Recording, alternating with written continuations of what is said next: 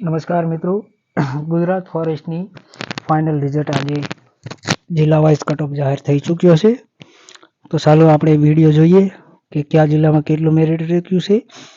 823 જગ્યાના 8 ગણાની શારીરિક ક્ષમતા કસોટી માટેની લાયક જિલ્લા વાઇઝ કેટેગરી વાઇઝ લાયક ઠરેલા ઉમેદવારોની યાદી જાહેર થઈ છે. તો ચાલો આપણે મેરિટ જોઈએ.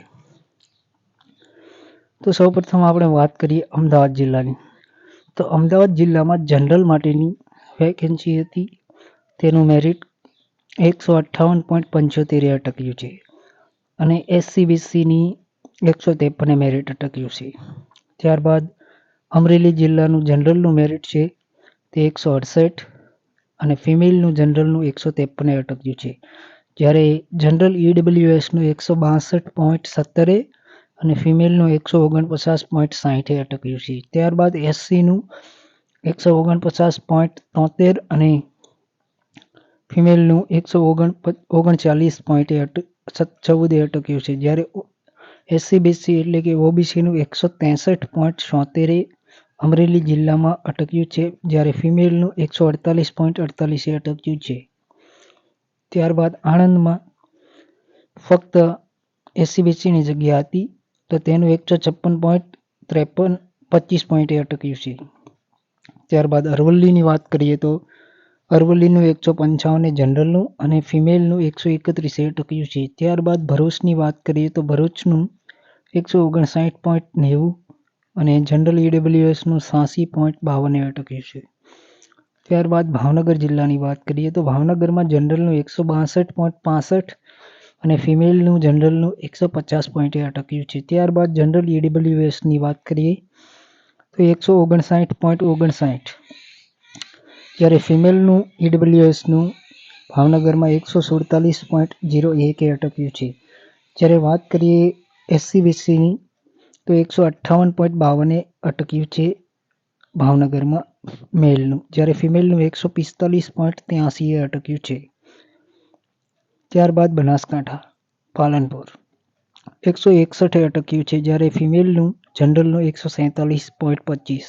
ત્યારબાદ છોટાઉદેપુરની વાત કરીએ તો 167.41, જ્યારે ફિમેલનું 148, જ્યારે જનરલ EWSનું 160 અટક્યું છે. ત્યારબાદ દાહોદની વાત કરીએ તો 173.50 મેલનું, જ્યારે 160.39 જનરલ ફિમેલનું અટક્યું છે દાહોદમાં. ત્યારબાદ ડાંગની વાત કરીએ તો ડાંગમાં 170.31 અને ફિમેલનું જનરલનું 154 અટક્યું છે, જ્યારે EWSમાં 140 અટકી ગયું છે ડાંગમાં. ત્યારબાદ SCની વાત કરીએ તો 128.61, જ્યારે OBCમાં 159.33 અટક્યું છે મેલનું, જ્યારે ફિમેલનું 131.26.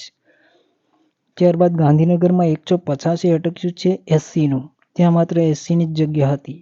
ત્યારબાદ ગીર સોમનાથની વાત કરીએ તો સોમનાથમાં 144.25 અટક્યું છે જનરલ મેલનું. ત્યારબાદ ફિમેલની વાત કરીએ તો 134.19. ત્યારબાદ જામનગર જિલ્લાની વાત કરીએ તો જામનગર જિલ્લામાં જનરલનું 160.99, જ્યારે ફિમેલ જનરલનું 147, જ્યારે SC/BC મેલની વાત કરીએ તો 156.61 અટક્યું છે. ત્યારબાદ જૂનાગઢની વાત કરો તો જૂનાગઢમાં 166.08, જ્યારે ફિમેલનું જનરલનું 153 અટક્યું છે. ત્યારબાદ જનરલ EWSની વાત કરીએ તો 157 અટક્યું છે મેલનું, જ્યારે 147.48 અટક્યું છે ફિમેલનું. ત્યારબાદ કચ્છ ભુજની વાત કરીએ તો 167.53, જ્યારે ફિમેલનું 185 અટક્યું છે. ત્યારબાદ ખેડાની વાત કરીએ તો ખેડામાં માત્ર SCની જગ્યા હતી, તો ત્યાંનું મેરિટ 143.26 અટક્યું છે. ત્યારબાદ મહીસાગર જિલ્લાની વાત કરીએ તો 160.59, જ્યારે જનરલ EWS મેલની વાત કરીએ તો 146.51. ત્યારબાદ SC/BCની વાત કરીએ મહીસાગર જિલ્લામાં તો 152.87 અટક્યું છે. ત્યારબાદ નર્મદા જિલ્લાની વાત કરીએ તો નર્મદા જિલ્લામાં 160.51 અટક્યું છે. ત્યારબાદ EWS જનરલ મેલની વાત કરીએ તો 155ની આજુબાજુ અટકેલું છે, જ્યારે SC/BCની વાત કરીએ તો 150.16 અટક્યું છે. ત્યારબાદ નવસારીમાં માત્ર એસટીની જગ્યા હતી તો તેનું 137 અટક્યું છે.